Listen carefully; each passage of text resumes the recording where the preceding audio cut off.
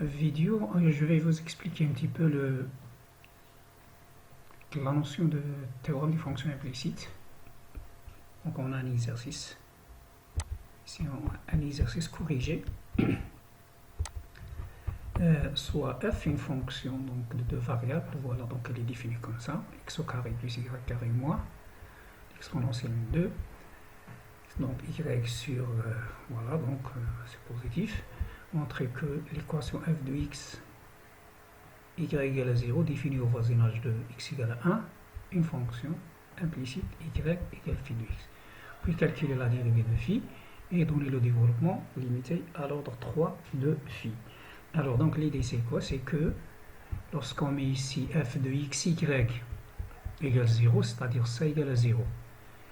Et d'après la question, on veut déterminer y en fonction de x. Bien sûr, explicitement, il était impossible de trouver le y en fonction de x. Mais on veut déterminer une fonction implicite, c'est-à-dire on ne connaît pas la forme, mais on sait qu'elle existe. Voilà. Mais la notion de théorème de fonction implicite, elle est toujours locale. Bien. Donc voilà. Alors votre fonction que vous voyez ici, elle est de classe C infinie, c'est normal. C'est-à-dire de classe C infinie, donc là c'est un polynôme, il est de classe C infinie. Y sur x de classe C infinie sur cet ensemble-là. L'arc tangente est une fonction de classe C infinie, donc lorsqu'on compose par l'arc tangente et l'exponentielle, ça reste toujours une fonction de classe C infinie. Bien. Alors, donc tout d'abord on va vérifier les conditions. Donc là on parle de x égale à 1. Alors pour x égale à 1, là bien sûr au voisinage de donc l'image de 1, si vous voyez, donc là en général bien sûr c'est au voisinage de, on parle du voisinage de x égale à 1 et y égale à 0. Je ne l'ai pas donné, mais en général on le donne. Donc x égale à 1, y égale à 0. Donc il faut se remplacer par x par 1, y par 0. Donc on aura ici l'exponentielle, bon, l'arc tangente de 0 c'est 0, l'exponentielle de 0 c'est 1 et 1 moins 0, donc ça fait 0.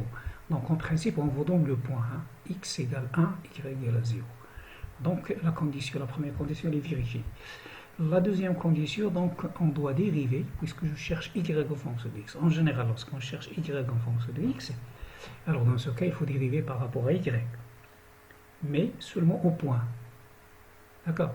Donc lorsqu'on dérive par rapport à y, voilà ce qu'on trouve. Bon, 2y, et bien sûr là on dérive l'arc tangente et ainsi de suite. Voilà, on trouve cette valeur-là. Bien sûr, c'est un calcul simple, comme si vous dérivez des fonctions d'une seule variable, sauf ici c'est en fonction de y. Bon, lorsqu'on remplace x par 1 et y par 0, donc là c'est 0, là c'est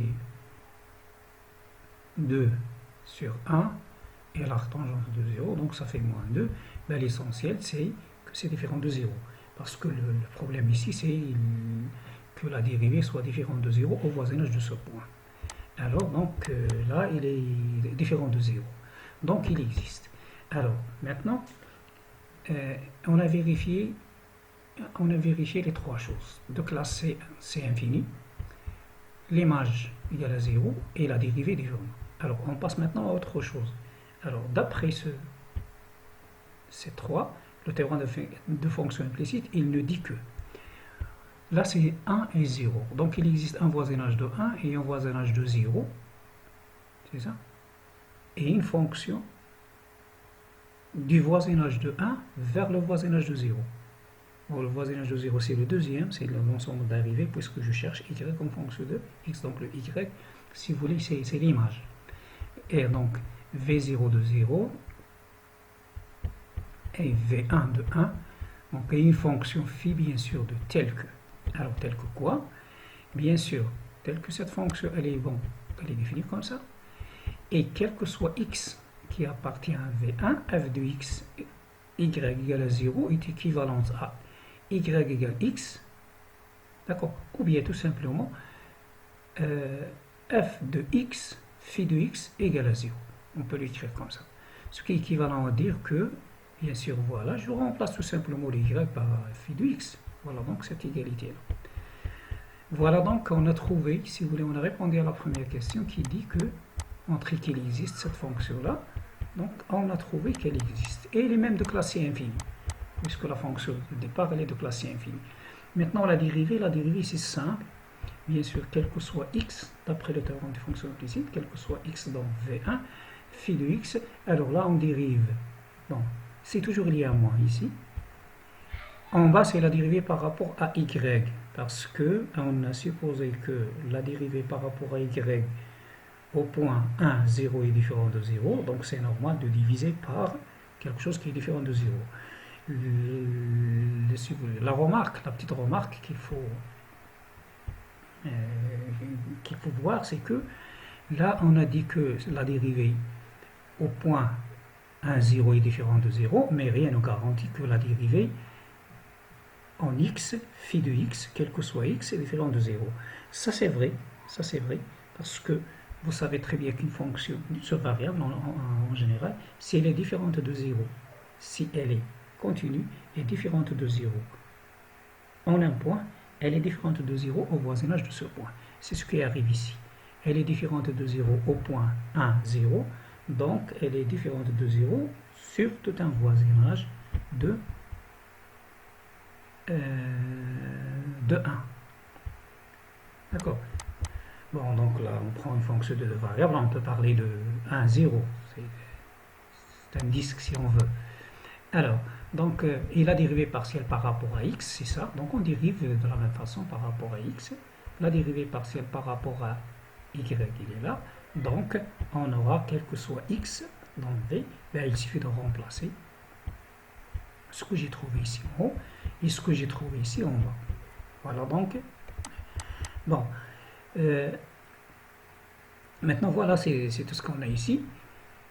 On a trouvé donc, si vous voulez, phi prime de x. Maintenant, si on veut le développement limité, alors, on veut, c'est la troisième question, je pense. On veut le développement limité à l'ordre 3 en 1. Donc, à l'ordre 3 en 1, bien sûr, là, ce que vous voyez, c'est que je vais appliquer la formule de Taylor, parce que la formule de Taylor, dans ce cas, coïncide avec le développement limité, puisque la fonction elle est de classe C infinie. Bon, on aura besoin de classe C2. Alors, qu'est-ce qu'il faut faire ici? Donc, d'après cette égalité-là, d'accord? Parce que là, on l'a déjà trouvé. On va dériver ça par rapport à x et on dérive ça par rapport à x. C'est ça. Et après, remplacer x par 1 pour trouver la dérivée. Ou bien, tout simplement, si vous voulez ici, on peut trouver directement l'image de 1. Donc, l'image de 1 ici, c'est 1 par phi prime. C'est 1. Là, c'est 0. Ici, c'est 0. Là, c'est 1. Donc, ça fait moins 1. Et le moins ici, donc ça fait 1. C'est ça? Donc, on trouve 1. Phi prime. Maintenant, on veut phi seconde. Si on veut phi seconde, alors, ici, on a déjà, si je reviens à 7, si je dérive ça par rapport à x, ça fait 2x, plus 2 phi de x, phi prime de x, et plus, bien sûr, la dérivée de ça. Donc, on aura ceci. Voilà ce qu'on a en dérivant par rapport à x.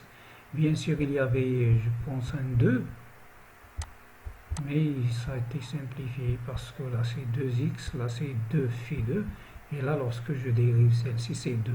Et on a simplifié donc par le 2, il n'y a plus de 2 ici. Alors, bien sûr là, regardez, ça on l'a gardé. C'est ça? Et il reste ici ceci, seulement ça, parce que ça c'est simplifié avec ça, mais ceci, d'accord, si je reviens à la fonction là, cette égalité ici, d'accord, vous voyez très bien que vous avez une égalité ici, donc si vous divisez par ça, vous allez trouver 1. Donc là, ça avec ça c'est 1, le x ça va disparaître avec le x, il va rester moins x prime moins, donc c'est un plus ici. Voilà donc si vous voulez la première. Et ça. Alors maintenant avec cette égalité, on va la dériver encore une fois. Donc là c'est l'égalité que je viens de trouver. Je vais donc la dériver, donc ça fait 1. Et je dérive, bien sûr, je pense le dériver ici, c'est simple à dériver. Donc ça c'est la dérivée de ça fois ça, plus ça fois la dérivée de ça, donc c'est seconde. D'accord. Et on continue. On essaie de dériver. Bon, et on dérive. Donc voilà. Alors, les dérivés de 7, donc le 7 c'est ça. Cette égalité là, on l'a dérivée une première fois, on a trouvé ceci. On va la dériver une deuxième fois et on va la dériver une troisième fois. D'accord. Bon, une fois donc trouvé, bien sûr là c'est ce que vous voyez ici, c'est la dérivée de ça fois ça, donc c'est phi prime au carré, plus ça fois la dérivée de ça, donc ici c'est phi prime, et j'ai oublié prime, d'accord, et on dérive encore une fois celle-ci, on va trouver donc ces trois égalités, et maintenant lorsqu'on remplace x par 1, y et phi de 1 par 0, on va trouver phi prime de 1 égale à 1, c'est ce qu'on a trouvé avant. Phi seconde de 1, donc une fois vous remplacez, par exemple, si je remplace ici, là c'est 1 plus 1, j'ai dit phi prime, là c'est 0, c'est ça, et là c'est phi seconde. Donc phi seconde égale à 2. 1 plus 1, là, n'oubliez pas que c'est phi prime, d'accord. Pour la deuxième, bien sûr, lorsque vous remplacez phi prime par la valeur que vous avez trouvée ici, phi donc c'est 0, x c'est 1, phi seconde c'est ce que je viens de trouver, c'est 2.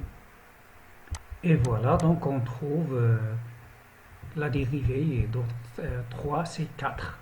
Donc le développement limité à l'ordre 3, c'est phi de x égale phi de 1 facteur 2.